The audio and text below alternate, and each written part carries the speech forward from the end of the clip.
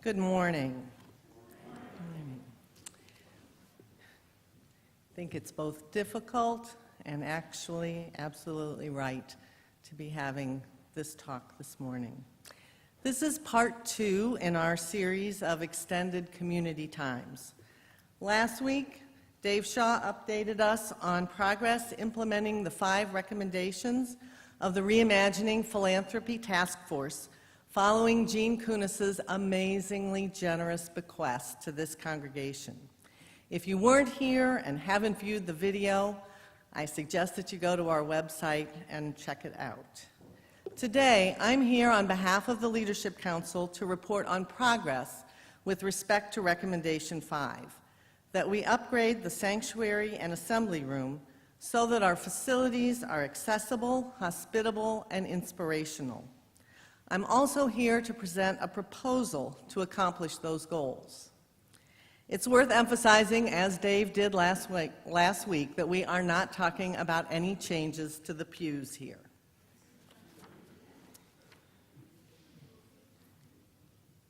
Okay. Where did this recommendation originate? Well, it came from you and comments and concerns that were voiced to the Leadership Council. Comments like, "It's hard to hear, even with the bulky headphones. They're not comfortable." "Why can't I connect my hearing aid directly to the sound system like I do in other places?" "I can't focus on a conversation or hear what people are saying to me during coffee hour." "My ability to hear depends on where I sit. It's hard to see." "Why can we only record the sermon? Why not the whole service? Why can't we stream our service like other churches do?" Members and friends told the Leadership Council that outdated sound, lighting, and audio-visual capabilities interfered with their ability to experience worship and be in community.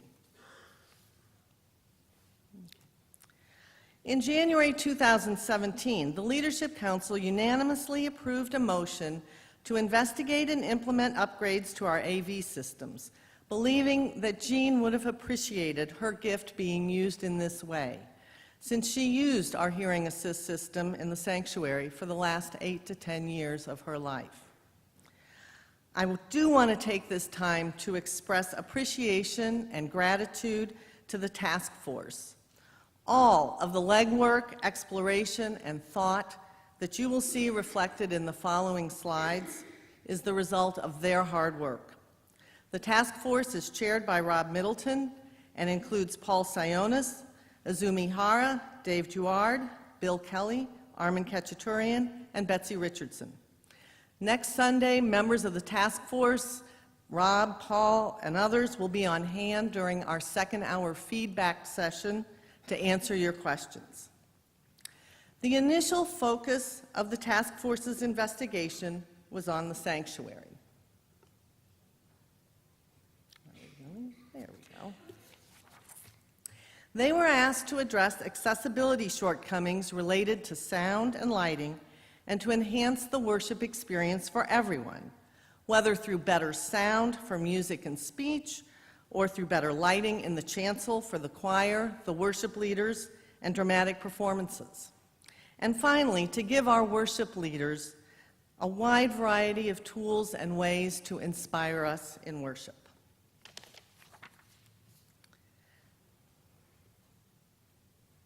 I'll get it. The task force began their work by interviewing worship leaders, ministers, and members of the congregation. In addition to concerns about the sanctuary, many people talked about poor acoustics in the assembly room and said it was difficult to have conversations during coffee hour or hear well during congregational meetings. In addition, the task force also researched and visited other churches and interviewed a variety of professionals in acoustics, sound, lighting, and projection. The task force commissioned an acoustical evaluation, which revealed that sound reverberation in the assembly room was far in excess of what is considered acceptable in spaces where, and I love this phrase, speech intelligibility is important, In other words, if you want to understand what people are saying to you, it's really hard. All of the surfaces in the room, the ceiling, the wood floor, the walls, reflect noise. By the end of the year,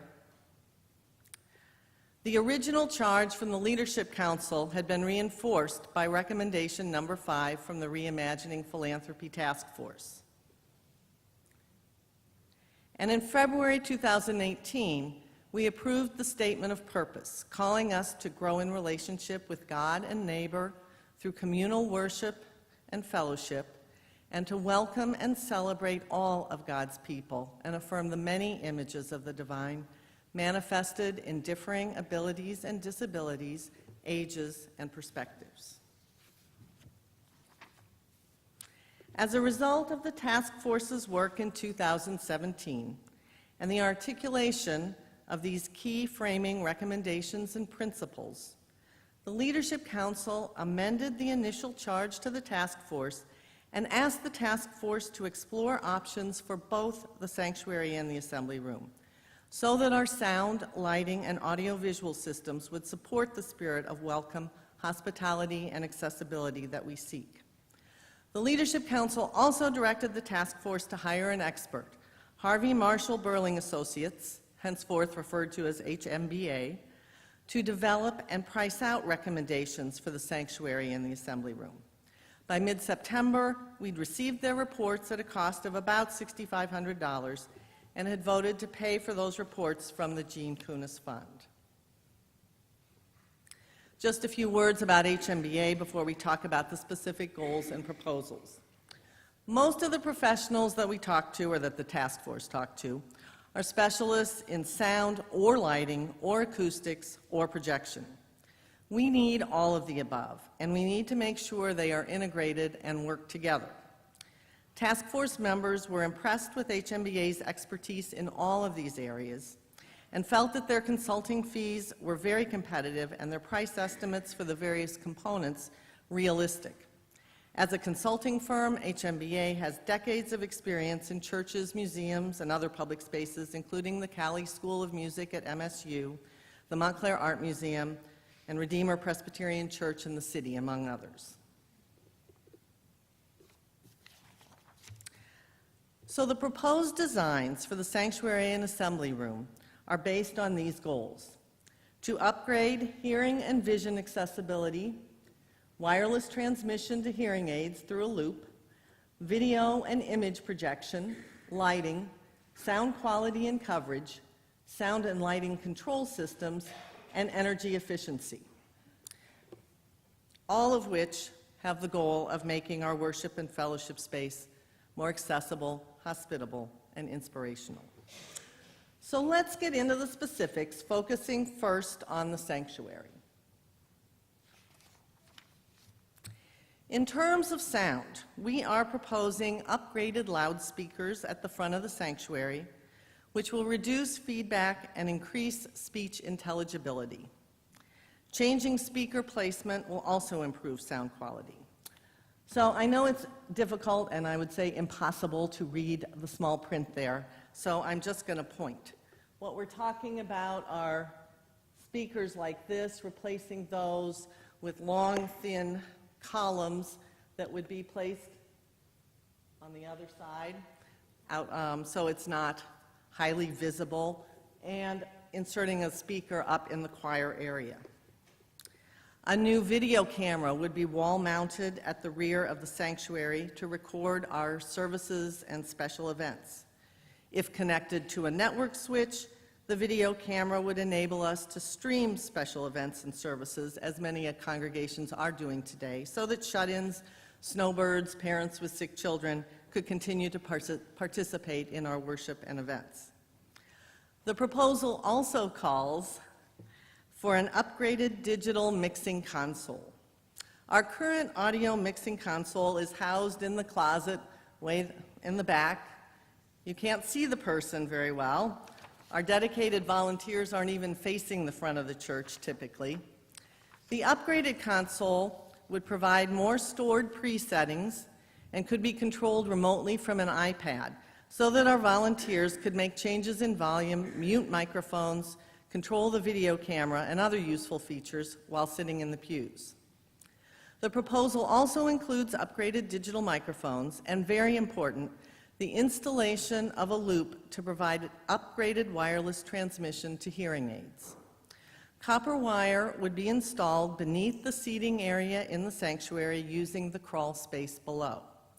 As a result, there would be no impact on the floor or carpet. The last point I would make about AV in the sanctuary is this. Because we do not want to interfere with the altar area and certainly not with the Tiffany windows, we would continue to use a portable video projector and screen for video display as we do now. The task force also looked at lighting in the sanctuary. The proposal calls for the installation of energy-efficient LED track lighting to better illuminate the pulpit and choir area without glare for those facing the congregation. Again, because the fine print is hard to read, we're talking about the lighting that's up on that beam. And we would replace it with 3 8-foot lengths of track with 4 LED lights each, better positioned at a better angle for the front. This system would be integrated into the dimming and lighting system for the chandeliers.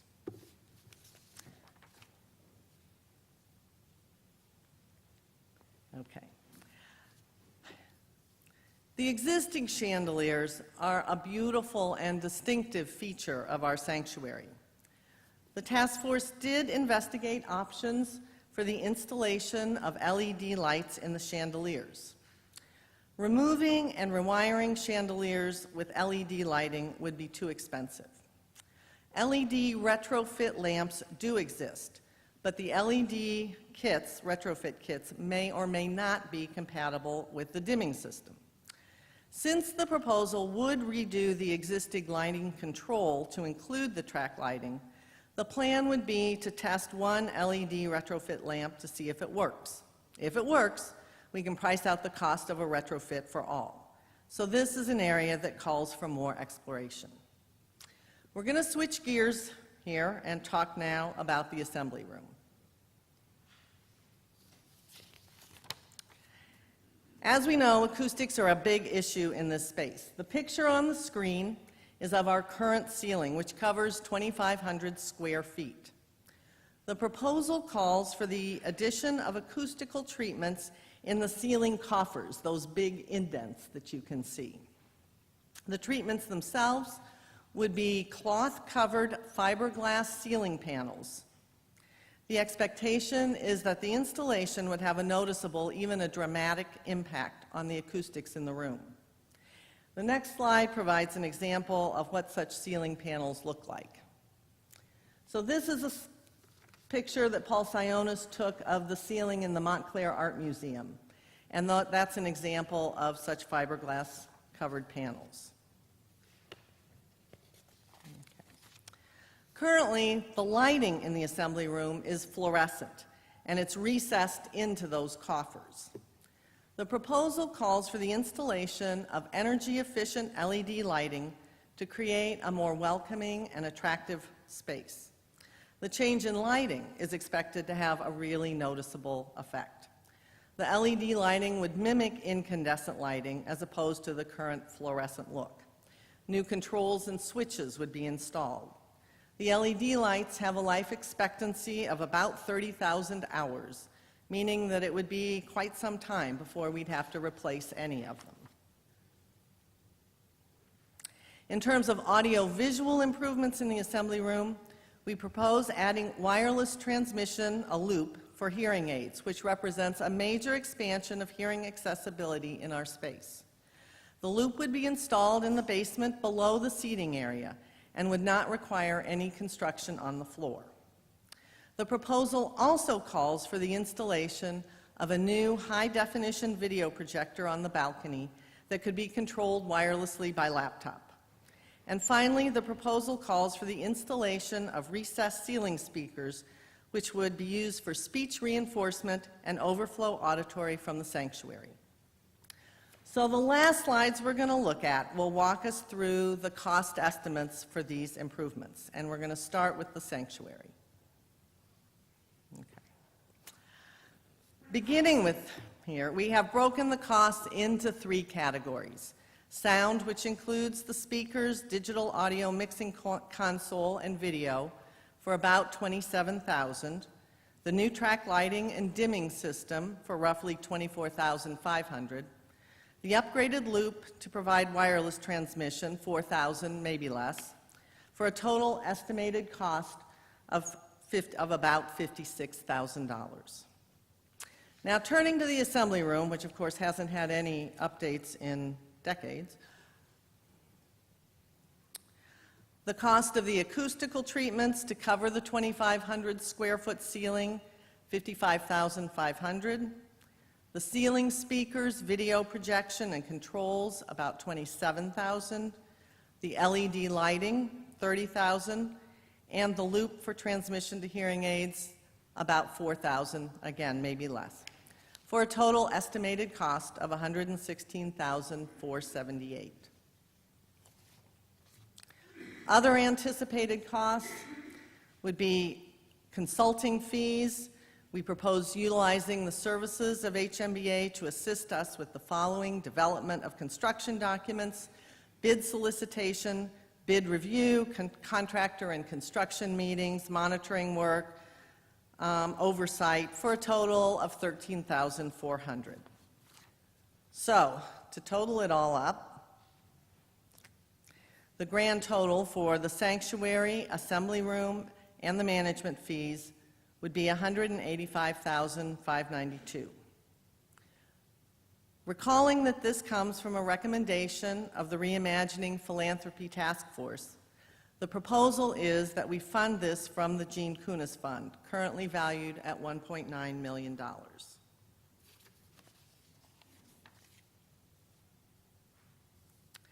We've spent the last few minutes talking about hardware and wires and lights and software and money.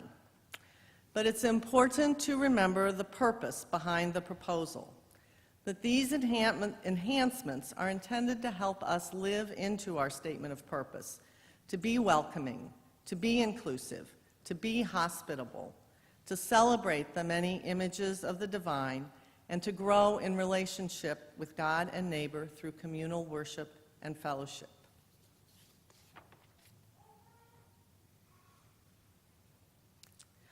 Over the next few weeks, we will continue this conversation. I would ask you to, and encourage you to, jot down questions. We have easels set up around the sanctuary. Comments, questions, please put them there, or if you want to put them in a little corner of your worship bulletin and give it to an usher or me, that's fine too. Ultimately, we will vote on the sound, lighting, and video proposal, as well as the means for funding the proposal. Your feedback will guide the second hour session next Sunday after church, when you will have the opportunity to comment and ask questions about this proposal and the proposals presented last week. Of course, you're always welcome to reach out to the Leadership Council members and the many members of all of the task forces. And we plan at this stage to bring the proposal to a special congregational meeting Sunday, December 16th, immediately following the worship service. So thank you for listening, thank you for coming today, and we look forward to your input. Thanks. I think we did it.